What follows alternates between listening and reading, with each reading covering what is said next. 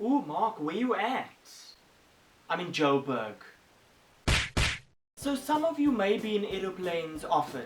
You might be fortunate, or business savvy, or Jewish. And then some of you may not. Like me, who only uses aeroplanes once in a blue moon. But whether you use heaps of flying metal often or not, there will always be tiefs on your plane. First you get the smelly tiefs, which is the worst kind of tief to find on a plane, or anywhere in life actually. Those ones that stink.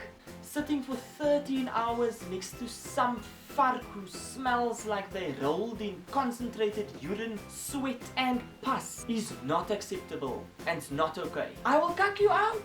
I will say, kyk Yuri, 6 man Voetjek.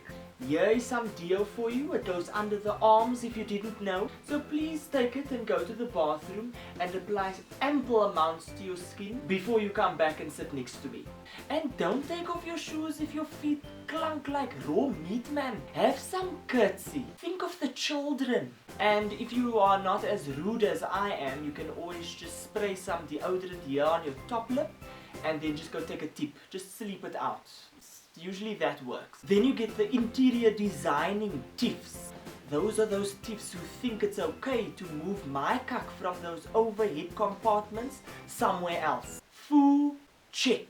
You made a decision to bring your whole life onto this plane. Touch my bag or move it into a different compartment and I will put my big toe in your beak and scratch some sense into that malnourished brain of yours. Then you get the hogging tiefs. Those tiefs will hog the floor space by sitting like this. Now I know I'm thin, man, but I'm not that thin, you tief. I can hardly move with your legs doing this and I can see your vagina. Or they will hog that armrest thing that is there in between the two seats. You cannot put both hands on the armrest if you know that someone is sitting next to you here and there's someone sitting next to you here. You put your arm on one side so that the other person can at least have some relief of putting their arm onto that armrest. You don't know how helpful that is when you're sitting like this for like 6 hours. It just comes down to common sense, manners, and whether you are just a big fat nai. Then you get the hoermates letter. Oh yes, these tiefs are on the planes too. There's oral in die fucking wêreld. They are those weird flirtatious tiefs that are on the plane that sommer wanna pump you with their mind. Now if you're going to sit next to me and have a healthy conversation, that's fine. It's a long flight, surely I'm going to talk to you at one point or another. But if you tell me, where can we dala there in the toilets? You have lekker eyes, I have lekker ears, and I knows that we will make a just pair. I will literally jump off the plane.